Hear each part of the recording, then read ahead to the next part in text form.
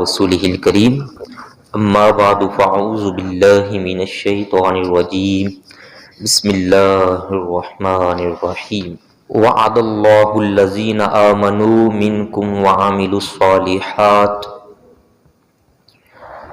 ليستخلفنهم في الأرض كما استخلف الذين من قبلهم وَلَيُمَكِّنَنَّ لَهُمْ دِينَهُمُ الَّذِي ارْتَضَىٰ لَهُمْ وَلَيُبَدِّلَنَّهُمْ مِنْ بَعْدِ خَوْفِهِمْ أَمْنًا يَعْبُدُونَنِي لَا يُشْرِكُونَ بِي شَيْئًا صدق اللہ مولانا العظیم وصدق رسولہ النبی الکریم الامین بسم اللہ الرحمن الرحیم ان اللہ وملائکتہ یصلون علی النبی یا ایہا الذین آمنوا صلوا علیہ وسلموا تسلیما الصلاة والسلام علیک یا سیدی یا رسول اللہ وعلی آلک واصحابک یا سیدی یا حبیب اللہ الصلاة والسلام علیک یا سیدی یا رحمۃ للعالمین وعلى آلك وأصحابك يا سيدي يا خاتم النبيين۔ حمد و ثنا کے بعد میرے پیارے بھائیوں، پیارے بزرگوں اور پیارے بچوں، السلام علیکم ورحمۃ اللہ وبرکاتہ۔ سورہ النور کی آیات طیبات آپ نے سماعت فرمائی ہیں۔ اللہ پاک کا ان میں ارشاد عظیم ہے۔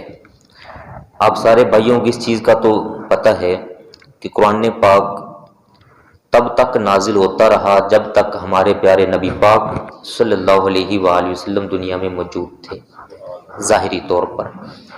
تو ظاہر ہے یہ آیت آپ صلی اللہ علیہ وسلم پر نازل ہوئی، اور سورہ نور کی یہ آیت ہے۔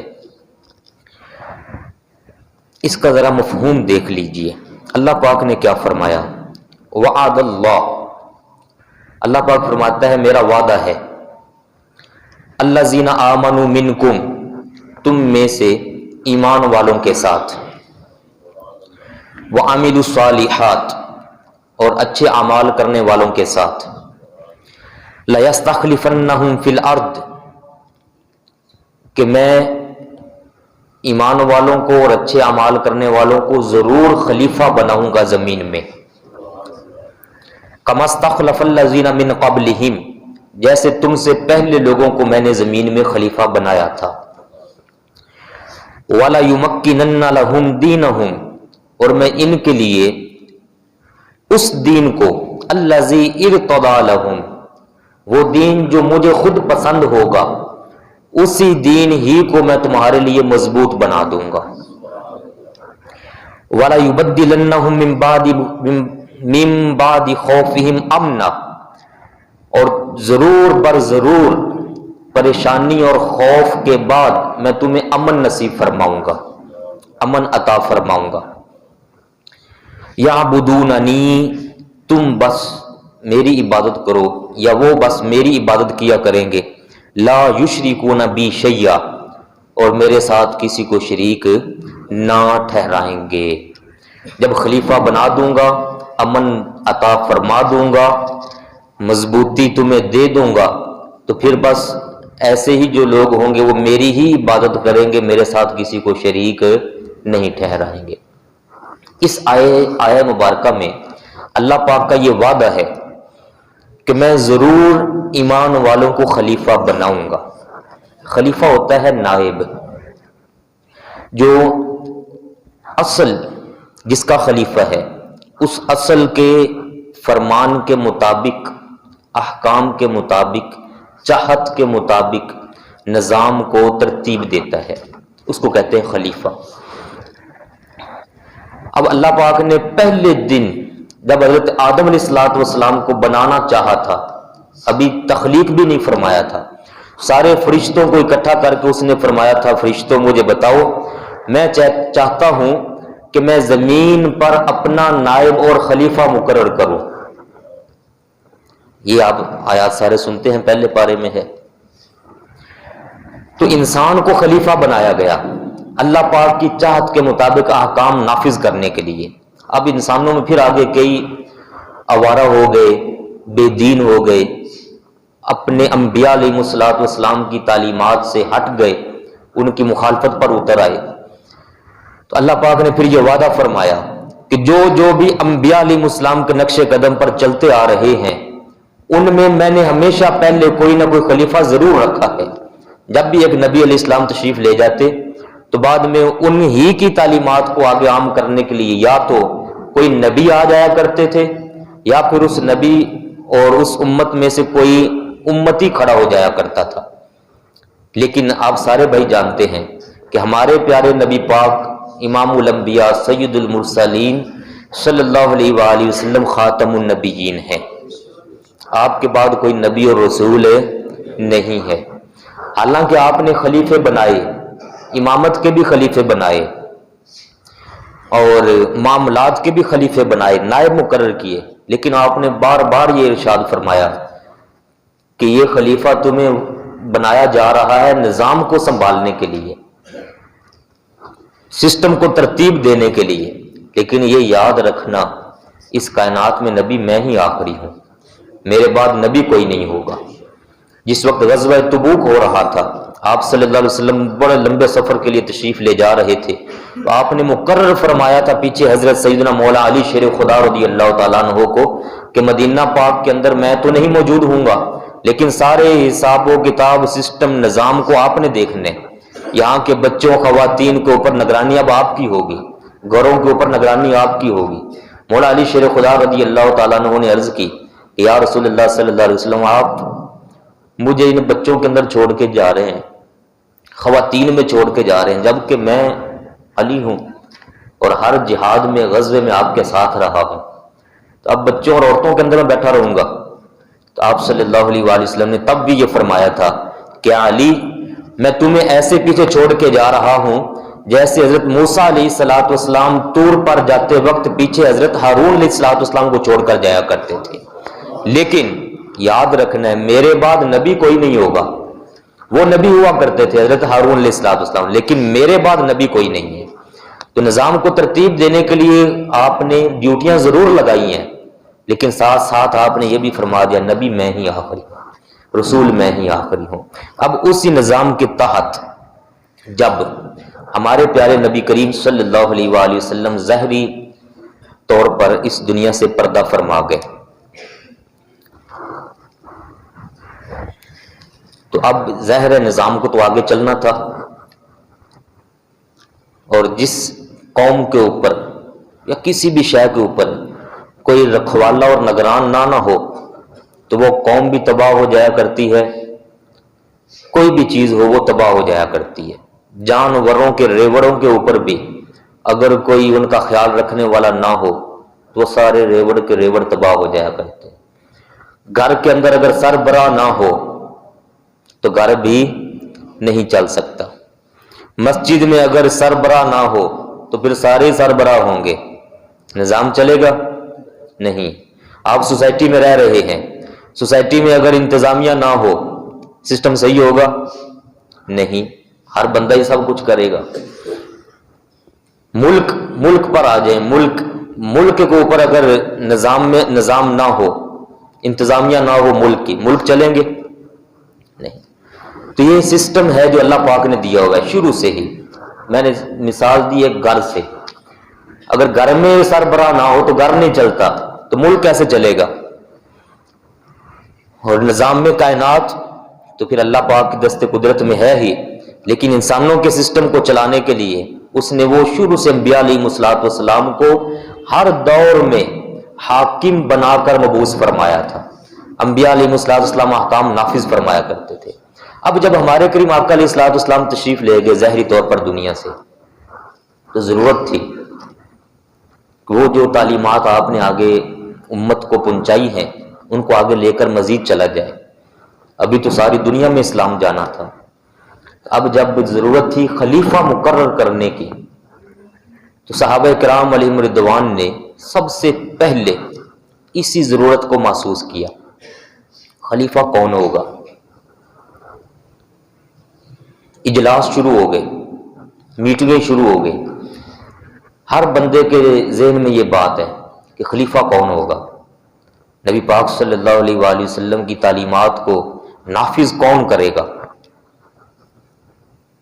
اب اس کشمکش کے عالم میں سیدنا حضرت فاروق اعظم امیر المومنین عمر ابن خطاب رضی اللہ تعالی عنہ نے یہ فرمایا تھا، سارے انصار کو بھی مخاطب کیا اور سارے مہاجرین کو بھی مخاطب کیا، اور فرمایا کہ اے مہاجرین و انصار، تم سب جانتے ہو پیارے نبی پاک صلی اللہ علیہ وآلہ وسلم نے ہمیں نماز پڑھانے کے لیے جو امام عطا فرمایا ہے وہ امام ہے حضرت سیدنا صدیق اکبر رضی اللہ تعالی عنہ۔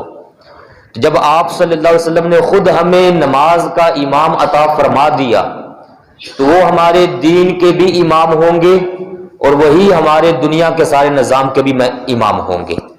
اب ان کے پیچھے ہم نے چلنا ہے۔ حضرت مولا علی شیر خدا رضی اللہ تعالیٰ عنہ نے یہ جملہ ارشاد فرمایا، قدمک رسول اللہ فمن یؤخرک۔ مولا علی شیر خدا نے یہ بڑا جرأت والا جملہ ارشاد فرمایا تھا، فرمایا اے حضرت ابوبکر صدیق رضی اللہ تعالیٰ عنہ، آپ کو رسول اللہ صلی اللہ علیہ وآلہ وسلم نے مقدم فرمایا ہے، کس کی جرأت ہے کہ آپ کو پیچھے ہٹا جائے؟ ہے کسی میں جرأت جو آپ کو پیچھے کرے؟ اور آپ بار بار یہ فرمایا کرتے تھے کہ خلافت کا بوجھ بہت بڑا ہے، میں اس کو اٹھا نہیں سکوں گا۔ سب صحابہ کرام نے پھر آپ کے دستے پاک پر بیعت کر لی۔ اب سب کے خلیفہ کون ہوئے؟ سارے بولیے گا، سیدنا حضرت ابو بکر صدیق اکبر رضی اللہ تعالی عنہ۔ ساروں نے جب بیعت کر لی، اب کیا ہوا؟ جو اصل آج کا میرا موضوع ہے، پیچھے یہ دو باتیں میں نے کی کہ خلیفہ ضروری ہوتا ہے نظام کو چلانے کے لیے، اس کے بغیر چارہ نہیں ہے، ورنہ جس کا جدھر منہ چاہے گا وہ منہ کر کے پھرتا رہے گا، قومیں برباد ہو جائیں گی، ملک تباہ ہو جائیں گے، ساری دنیا تہس نہس ہو جائے گی، اور یہ وہ سسٹم ہو جائے گا جو جاہلیت میں ہوا کرتا تھا۔ تو سسٹم کو صحیح رکھنے کے لیے ضروری تھا خلیفہ بنا دیے گئے سیدنا حضرت ابوبکر صدیق رضی اللہ تعالیٰ عنہ۔ اب آپ نے جو پہلا خطبہ ارشاد فرمایا وہ خطبہ ذرا سنیے گا۔ آپ ماشاءاللہ بڑے ذہین لوگ بیٹھے ہوئے ہیں، اللہ پاک آپ کے ذہنوں کو مزید قوت عطا فرمائے، بڑی توجہ سے یہ خطبہ سننے۔ اس خطبے کے اندر 8 پوائنٹ ہیں، اور یہ خطبہ ایسا ہے یقین جانیں کہ جو ساری دنیا کو ایک نظام دیتا ہے۔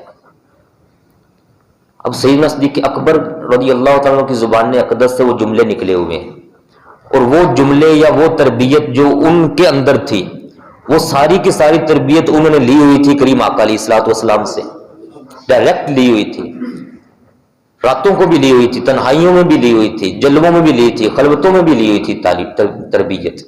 جیسی تربیت سیدنا صدیق اکبر رضی اللہ تعالیٰ عنہ کی ہوئی ہے، کائنات میں اس کی مثال ہی کوئی نہیں ملتی۔ کریم آقا علیہ الصلوۃ والسلام سے جو تربیت لی، اور آپ نے پہلا خطبہ ارشاد فرمایا، ذرا سنیے گا غور سے، اور اس کے تحت آپ نے بھی میں نے بھی غور کرنا ہے کہ ہمیں کس سمت کو جانا چاہیے، ہمیں اپنا تعین کیسے افراد کے ساتھ کرنا چاہیے۔ پہلا جملہ میں یہ سارا پہلے عربی میں پڑھ دیتا ہوں، پھر ایک دو باتیں اس کے اندر کریں گے۔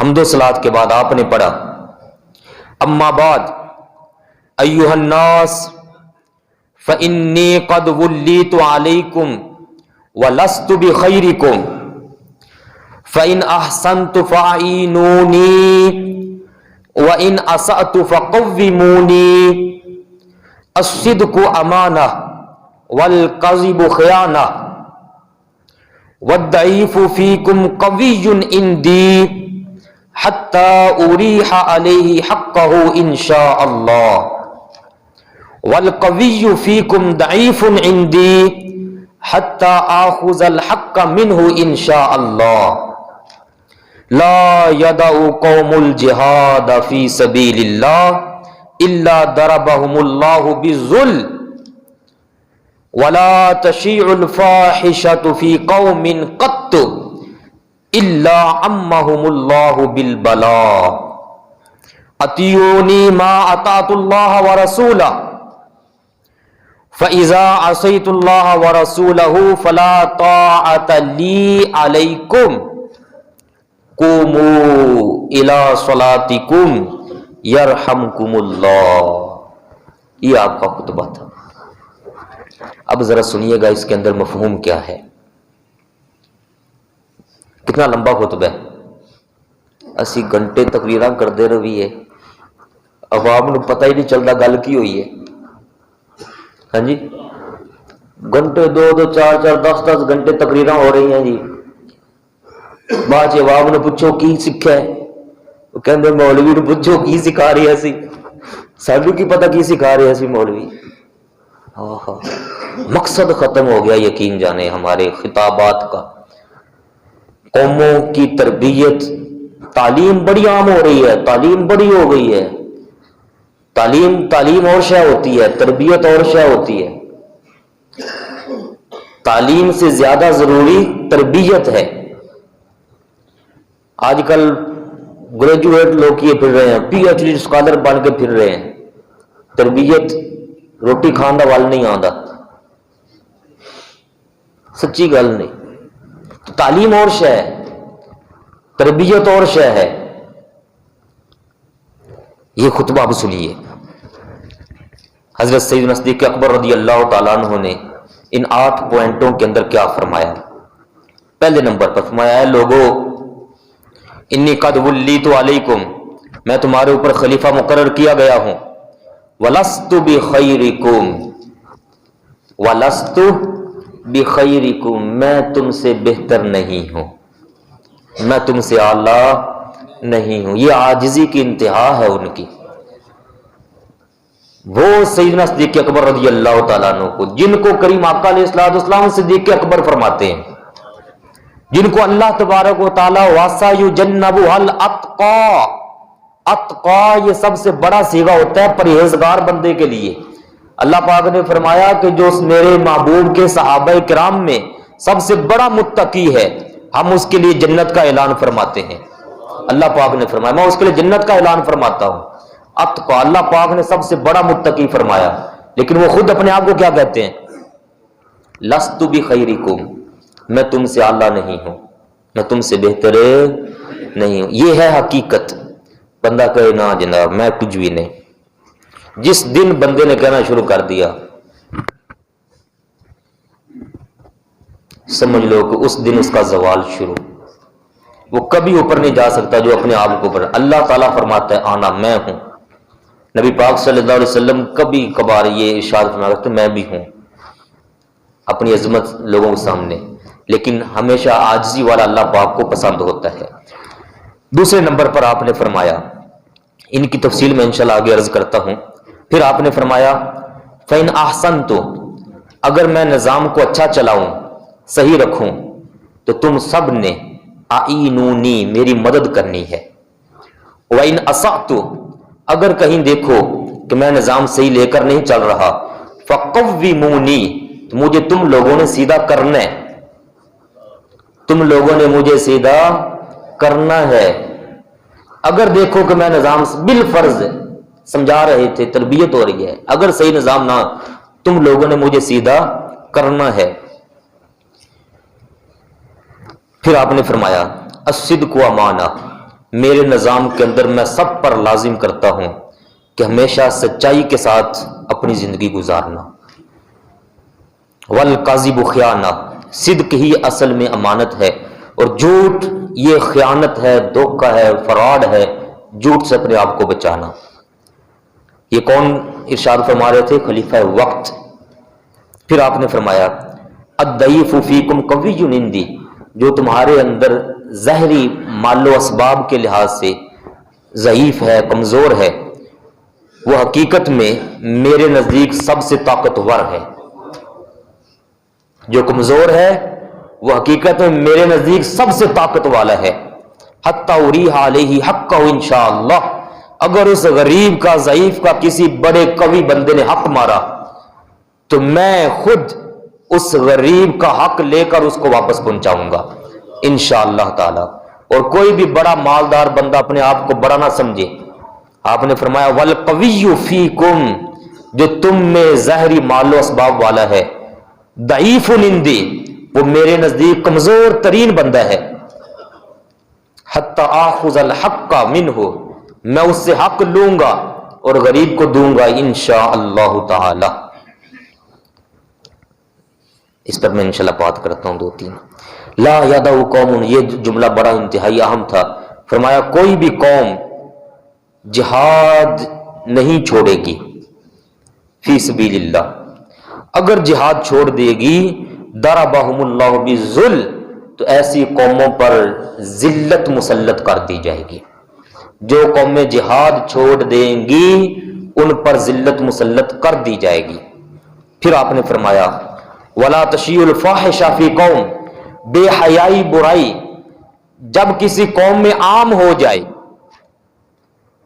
بے حیائی برائی کو برائی اور بے حیائی سمجھا ہی نہ جائے، بالکل عام ہو جائے، تو فرمایا امہم اللہ بالبلاء، تو ایسی قوموں پر پھر بلائیں نازل ہونا شروع ہو جاتی ہیں، بلائیں، آزمائشیں، مصیبتیں، بیماریاں۔ اس پر بھی میں انشاءاللہ آگے 1-2 باتیں عرض کرتا ہوں۔ اور آپ نے فرمایا اطیعونی ما اطاعت اللہ ورسولہ، تم پر لازم ہے میری اطاعت کرو، کب تک؟ جب تک میں اللہ پاک اور اس کے رسول پاک صلی اللہ علیہ وسلم کی اطاعت کرتا رہوں۔ فَإِذَا عَصَيْتُ اللَّهَ وَرَسُولَهُ بِالْفَرْضِ، سمجھانے کے لیے آپ نے فرمایا اگر میں اللہ تعالیٰ اور اس کے رسول عظیم صلی اللہ علیہ وسلم کی نافرمانی کروں تو فَلَا طَاعَةَ لِي عَلَيْكُمْ، تو میری اطاعت کرنا پھر تم پر لازم نہیں ہے۔ بس یہ سارا خطبہ تھا، اور پھر آپ نے فرمایا اٹھو جاؤ اپنی اپنی نماز پڑھ لو، قوموا الی صلاتکم یرحمکم اللہ، اللہ پاک تم پر اپنی رحمت نازل فرمائے۔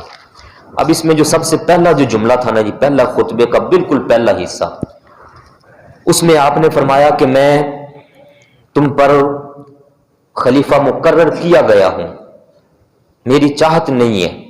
اور مستدرک حاکم کے الفاظ ہیں، آپ نے قسم اٹھائی تھی، آپ نے فرمایا اللہ کی قسم، واللہ، اللہ کی قسم، ما کنت حریصا علی الامارہ، میں کبھی بھی امارت کے لیے، حکومت کے لیے اللہ پاک کی بارگاہ میں یومن ولا لیلہ، نہ ہی دن کے ٹائم نہ ہی رات کے ٹائم، فی سر ولا علانیہ، لوگوں کے اندر یا چھپ کر، کبھی بھی میں نے اللہ پاک کی بارگاہ میں اپنی چاہت نہیں رکھی کہ مولا مجھے حکومت مل جائے۔ یہ بہت بڑا جملہ تھا، تو کبھی راتوں کی تنہائیوں میں مجھے خیال ہی نہیں آیا کہ مجھے حکومت ملے۔ اللہ نے اعلان کبھی کہا ہوتا تو لوگوں کو پتا ہوتا، کبھی چھپ کر بھی میں نے یہ نہیں کہا، اور میرے خیال ہی کبھی نہیں آیا۔ وما لی فی الامارۃ من راحہ، اور میں عمارت کو اپنے لیے راحت بھی نہیں سمجھتا، اس میں تو سکون ہے ہی کوئی نہیں۔ جو عمارت جس کے ہتھے آ جائے، جو حکومت میں آ جائے، اس کو سکون کہاں ملے گا؟ آج کل لوگ عمارتوں میں آ کر سکون میں خوب موجیں کرتے ہیں، سکون میں آ جاتے ہیں۔ عمارت سکون نہیں ہوتا میرے پیارے بھائیوں۔ عمارت، حکومت جس کے پاس آ جائے، وہ اس کی تو دن رات کی نیندیں اڑ جانی چاہیے۔